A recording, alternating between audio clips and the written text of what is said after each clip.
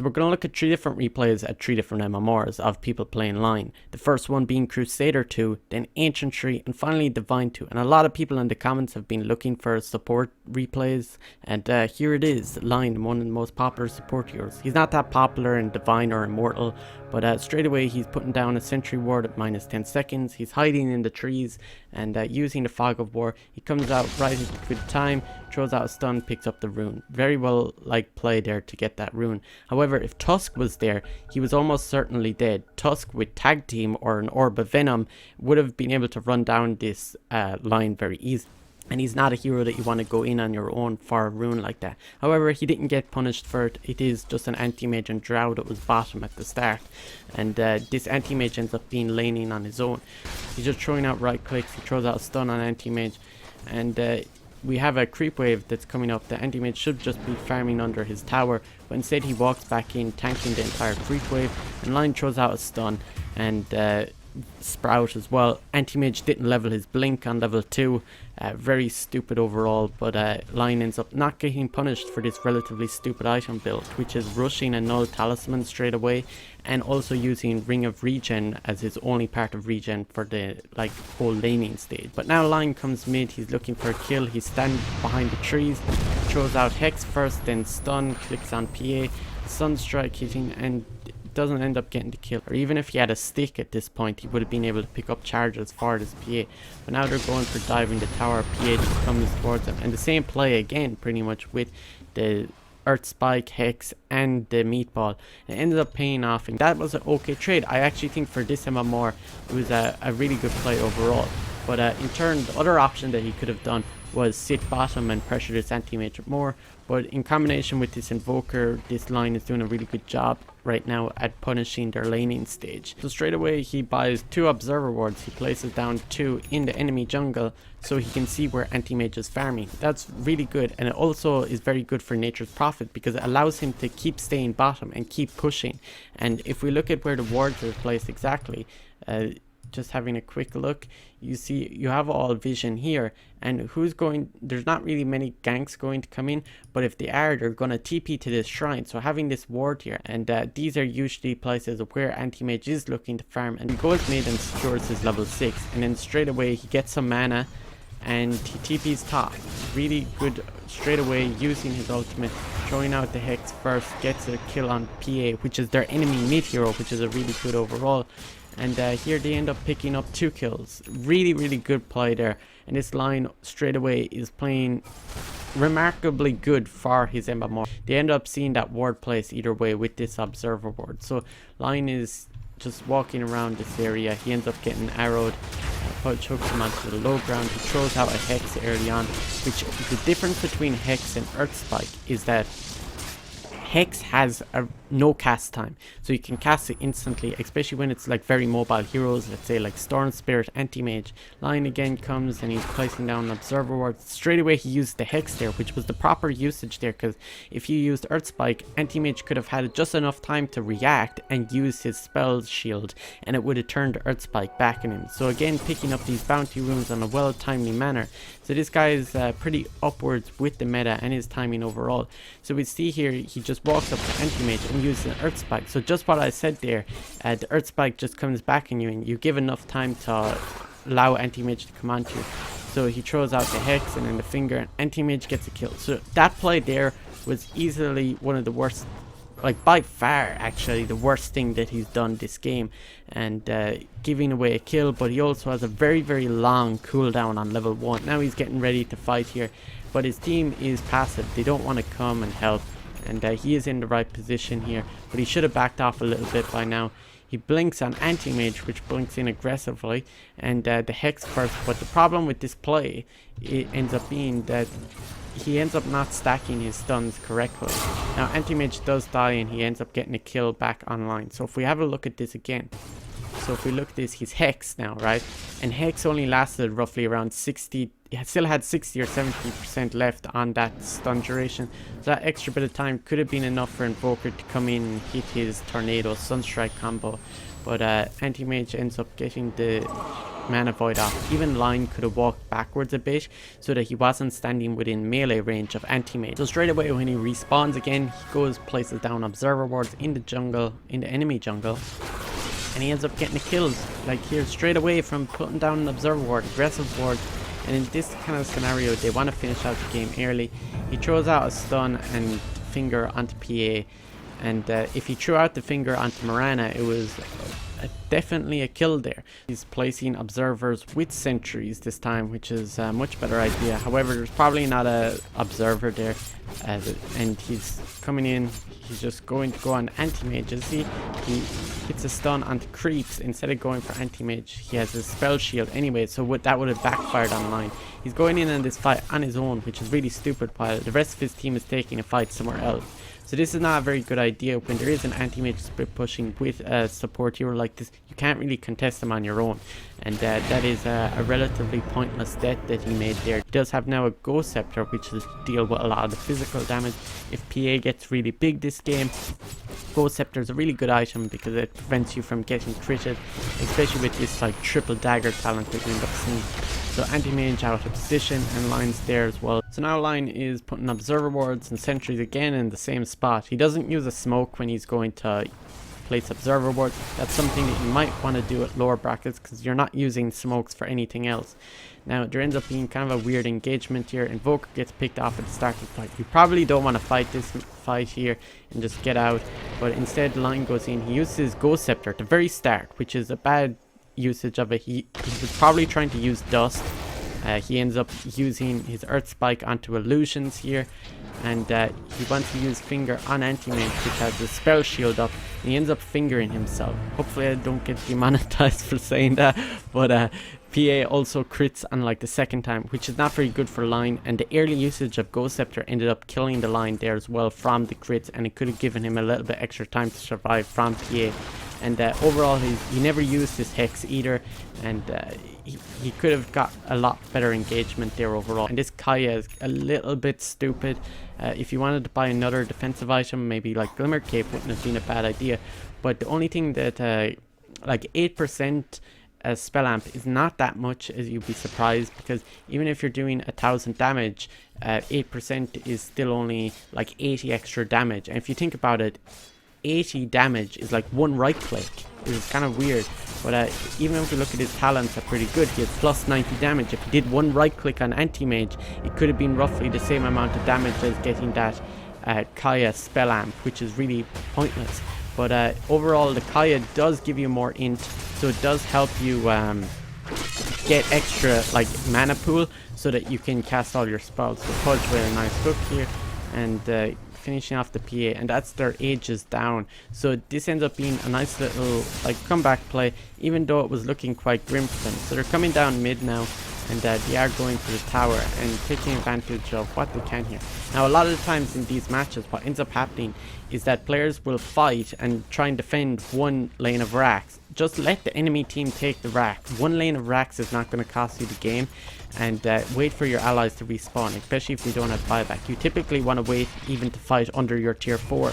So this ends up being really stupid, of where Drow is coming in, Line throws out the Hex, he buys a Glimmer Cape as well just before this fight, and using Ghost Scepter pretty early on, and really good timings on his item usage there.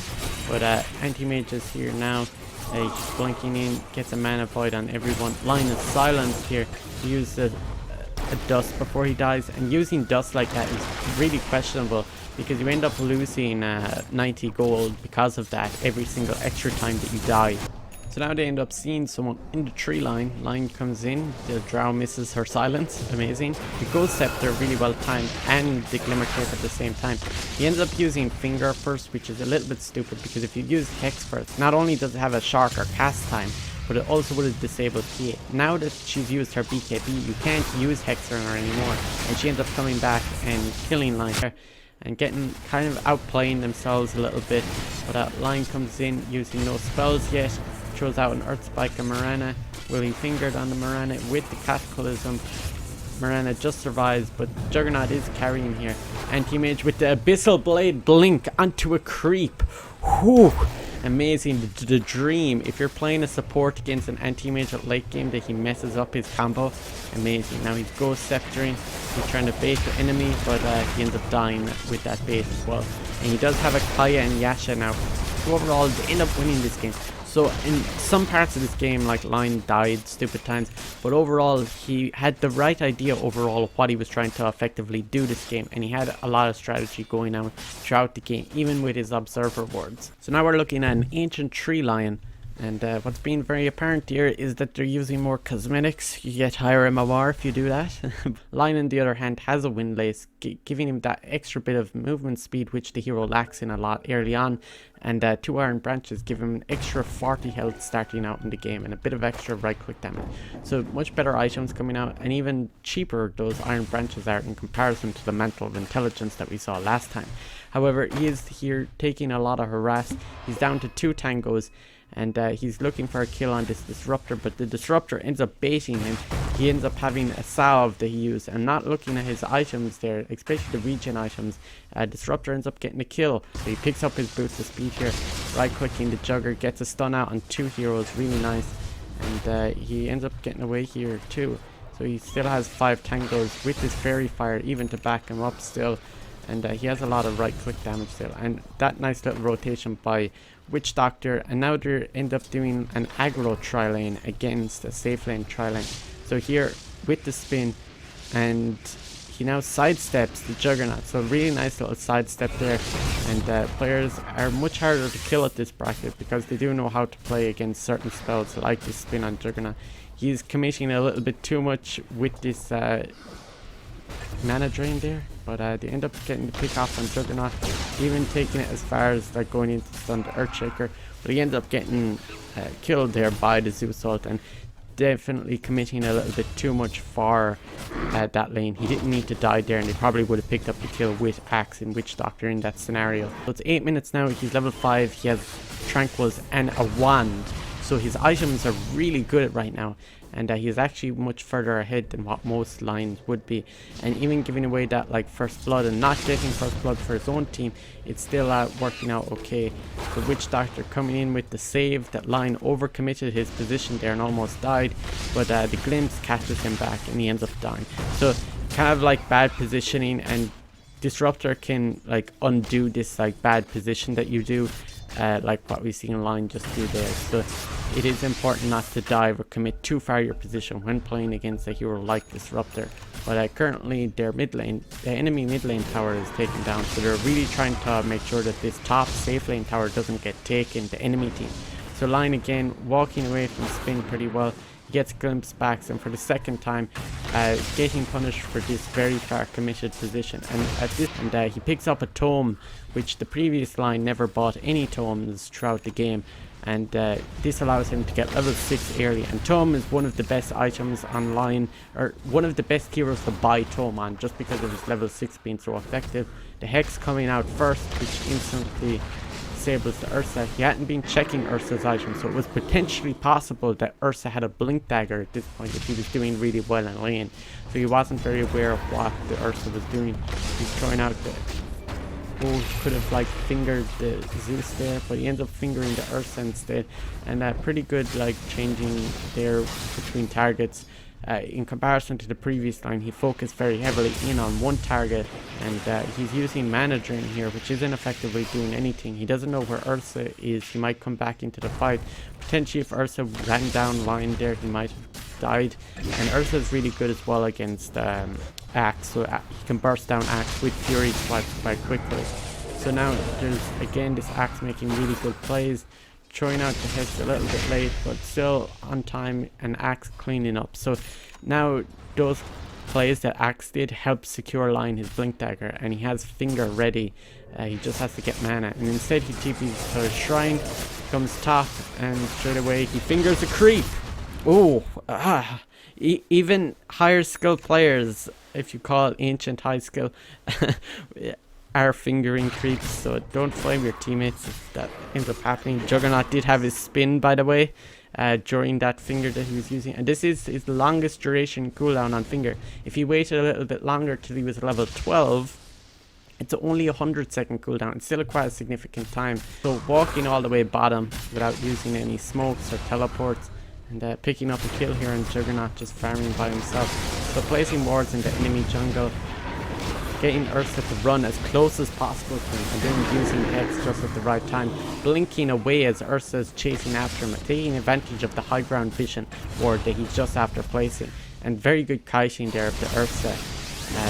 And here mana drain, the Zeus kind of a little bit stupid. It's not that great, and having like extra mana is not going to save it. He's still holding onto his fairy fire. He hasn't made any usage of it yet, and missing the stun, the blink stun. And either way, Pugna picks up the kill, and this observer ward ended up paying off quite well, especially getting this kill on Ursa and making sure that Ursa doesn't kill anyone else. Good disable, good timing on runes, and just helping this Pugna push down the tower. So here's a really nice play, right? So you have Decrepify Veil on Disruptor. No, not Disruptor, Pugna. But then Lion finished off with a one finger, one kill from full HP.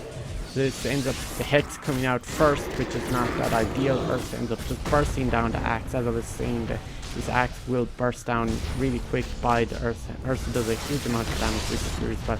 But again, picking up this nice stun here at maximum range by clicking on the ground, and Pugna picking up more kills. Has picked up the plus 200 finger damage on level 15 rather than the plus 150 GPM talent, which is quite interesting. And a lot of the reason why he's doing this is because they have a Pugna and Terrorblade on the team, which can push down and finish games relatively early. But the GPM talent is really good for securing your later game items. But this line has really good itemization. He's really good at GPM right now, and his net worth is pretty decent for a line player. And a lot of the reason why his items are so good is because Witch Doctor is buying literally all the observers and sentries. Line is buying very little throughout this game. So what's quite different about the wards here is that they're now placing, not only are they also placing aggressive wards, but they're placing them in different spots, so it's not very predictable where to deward the same spot over and over again. We saw the line last game, he kept placing wards down right at the enemy's shrine in the bottom shrine there in the Radiant jungle. But we see here now, Ursa and Axe can both see each other, but Axe does not want to blink on Ursa because that's the worst target you could blink on. So Axe is standing high ground, probably waiting for Ursa to go on him. Now the advantage of Axe position there is that there's several heroes behind Axe that were ready to disable this Ursa. So we start off with the Hex, the Earth Spike, the Death Ward even, but we have the Decrepify plus Finger, which does an enormous amount of damage right now, especially with this plus 200 damage, is that he went to plus 100 cast range. And the plus 100 cast range is really good for getting extra range on Earth Spike and the Hex, especially when you can, like, the advantage is that you can stand further back in team fights and you don't have to commit as an aggressive position. And he also has an Aether Lens, which gives him even further cast range. So he's doing something similar to what you see some Shadow Shaman players doing, which is going a cast range talent plus the Aether Lens for a really long range Hex. As you see, if we look at the range of Hex, the range of Earth Spike, even the range of Finger is really massive, so it's really easy to get those spells off in fights. So Ursa's in Roche currently, and they're going to check out Roche. Ursa's kind of like getting out of there, and Lion first off goes on Earthshaker, hexing him. And this is really good because if you can disable Earthshaker from getting a good initiation, it's a pretty advantage overall. You see here, Earthshaker doesn't have time to blink, even Terrorblade's coming in to disable his blink. So it means that Roche ends up not getting contested by the Dire side because of the fact that Lion did that initiation. He's coming down, he's after TPing bottom to the shrine, and Disruptor here probably should just use Glimpse on him, right? But he doesn't. He ends up getting Earth Spiked, his Hex as well. Now he's disabled so long that if he uses Glimpse, he won't return back to his fountain. So a bad awareness here by Disruptor, and Lion is just not really trying to burst him down instantly because he does want to get this finger charge, which is quite effective. And he ends up finding Disruptor here, who's running away, and he has the plus 500 health talent, which is pretty good this game, especially when there's all these heroes with a lot of health. Straight away, blinks in, hexes the Zeus with no buyback, and you look at this Omni Slash, right? Pugna has the Ewels. He uses the Crepify onto the Witch Doctor. Witch Doctor uses his Glimmer Cape onto Lion. Like, how does the Omni Slash gonna hit anyone with this great disable? Really good itemization and usage of items by Lion's team. He gets the Hex out onto Juggernaut just as his spin ends. So disable very quick, much quicker than with Earth Spike. Again, taking advantage of these other thing that's really good that I didn't mention about cast range is that you get much further cast range with your blink, which is really big online, and being able to blink in much further. A lot of people don't expect such a long range for this blink online. Effective usage of items, the Echo slamming onto Pugna and Lion, and even here committing really far. Very long range cast on Hex there, which ends up getting securing kill. But the game right now is pretty much over, and they push down towers. So interesting plays here by what his item build is, and very good usage of his spells. And other than fingering that tree, that was probably the worst thing he did all game. But getting lots of finger charges, and he had a lot of help. He pretty much wasn't even a support this game. So now we're looking at a Divine 2 line, and Tusk shows himself, Lion backs off, and understanding Tusk's kill potential at this point of the game, especially when there's also an Ursa and a Monkey King in this match. Ursa comes from the shadows, he wrapped around, and Lion really good position here. He could have easily died if he was not backing up as much as he did. This second clarity is a little bit questionable. Lion spells do not use a lot of mana in comparison to his mana pool in the lane, and we'll see if he makes any use of these clarities in the laning stage, but I don't think he will. However, Weaver doesn't need that much help, and Lion sitting bottom isn't going to help that lane that much. So first off, he goes in with a Hex, a 1-1-0 build, lets Husker get the last hit there. He comes top, and he is getting an Arcane Rune, and he's making use of his first clarity here. So a nice gank there. It wasn't first blood, but just still coming top and getting another kill. So very, very quick succession. He's after getting 2 kills, so he's off to a great start here, and already taking advantage of these 2 clarities. So his playstyle and the way that he's playing is very accurate to what his item build is, and even predicting ahead of time how he was going to play in the laning stage might have been the result of what he's doing here with the clarities. Now he's sitting mid looking for another kill again. He comes mid, he just misses it a little bit. Nina doesn't use any spells on him, she right clicks him once, but he comes mid again, I did like 3rd time coming mid, looking for the Lina. He gets hit by a spell by Lina there, but with the stun and the Hex here, he does take a lot of harass. However, he still has a salve, which he heals all the way back up. So now he's level 3, he has a 1-1-1 build, very good rotations here, and also taking 2 runes at the same time, on the 2-minute rune and the 4-minute rune, which was pretty good. So straight away he gets a lot of movement speed items, and these are the first things that he buys, his Boots of Speed and the Windlace. And taking advantage, again, as I was saying, this hero has really bad movement speed early on. His positioning might seem pretty small, but it's been a lot better than what most other players have. And even here he gets away from Monkey King, and coming back and getting snowballed now with the Lich armor, and makes Tusk roll under his own tower, well, under the enemy tower. And really nice play here, and they even get the shrine up after this. So these play already in the first 7 minutes have been really impressive. And again, coming mid here, these rotations are really good. Now 4 heroes coming mid, okay, that was a good nice kill there, but a lot of heroes rotated here, as Lena says 4 smiley face. So at 10 minutes now he's level 4, which is quite under leveled. He tries and goes for this bounty rune, quite aggressive here now. Is he going to get away? He also uses the Hex here, and taking advantage of faster movement speed. But Monkey does come in. Winter Wyvern does have boots as well. Nice dodge here by Monkey onto the CK stun, and Lion coming in, even trying to get a stun on 2 heroes. There he was, but he couldn't line it up perfect. Doesn't want to get caught out, so if Tusk rolls on him it would be pretty bad here. Ursa with a haste rune, using Hex here. Ursa's even swapping targets, which is one of the more ideal things. Winter's Curse coming out. Lion doesn't walk into the Winter's Curse, which is a good idea. Lena zaps Lion, and Tusk was even rolling onto Lion. So either way, Lion was going to die there. He was going to get punched by the Tusk. But the enemy team, all 5 of them die, and Lion is the only one that died. So now Lion comes mid. Someone else is playing him. He uses his finger on this Lena, and that's 19 minutes into the game. Someone else playing line uses the finger for the first time in the entire game. Now Line's after reconnecting to the game, he's placing down observers and sentry wards around the Roche pit. Against an Ursa this is really important, and Winter Wyvern starts placing down lots of sentries as well. There's a kind of a sentry fight back and forth here, and Line isn't getting jumped on at this position, which is a little bit odd, but here they're going in contesting Roche. A lot of ultimates just coming out from most heroes here. Roshan's really low. Line comes in and he right clicks the Monkey King rather than clicking on the ground, walking into the Monkey ult, taking a lot of damage here. But Weaver does kill the Roshan and does get the Roshan like picking up the Aegis as well. So Line's now backing out of Monkey Ultimate, ends up dying. Kind of a stupid death. He didn't use any spells. He right clicked the Monkey King that fight. The rest of his team did pretty well though. He is kind of the target hero as well this game, because multiple melee heroes against a Hex hero like Lion or Shadow Shaman, you do want to disable them relatively early on. So again, rolling in on the Lion because he's the easiest one to kill, and he might want to consider buying a Ghost Scepter. So he buys back here, maybe a little bit of a rage buyback, but at the same time he wants to help his team push this tower. But he doesn't even have a TP scroll to come in to TP to his shrine. So he comes in for this push. He's a little bit late because it takes him so long to walk up here.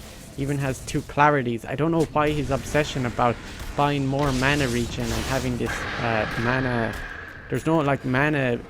There's no heroes that can drain his mana in this game. Like there's no reason to get all this mana regen. He ends up dying, right? So he got tilted there for a small period of time, which is not what you want to do. He has 0 finger charges as well, and probably getting 1 or 2 points in Hex rather than the extra points in mana drain would have been a much better idea. But you also notice is that he's always following his carries around, so if they ever get into a bizarre situation, he's there to follow up and get disabled, and even using Dust.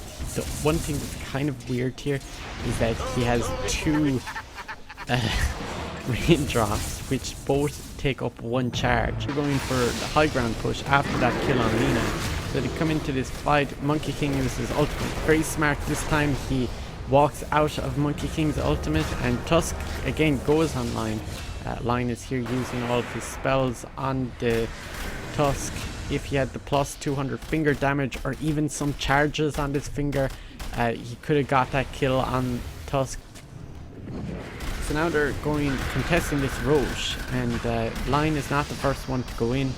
He uses Hex now on this hero Monkey, and Ursa goes on him and he uses Stun, Earth Spike, and now he doesn't have enough mana for his fingers. So this Clarity, he's bought another Clarity at this point in the game, which isn't really going to help him. If you wanted to get like instant mana regen, buy a Mango, very like quick item, but what would also be very useful in this game was buy a Wand. So his itemization for very cheap items and being an underfarmed Line, because his Lich is not buying many observers or sentries to help him, it would have been a better idea to buy a Wand this game, even though there isn't that many heroes to get Wand or stick charges off of. And his level 3 ultimate actually has a really expensive mana cost.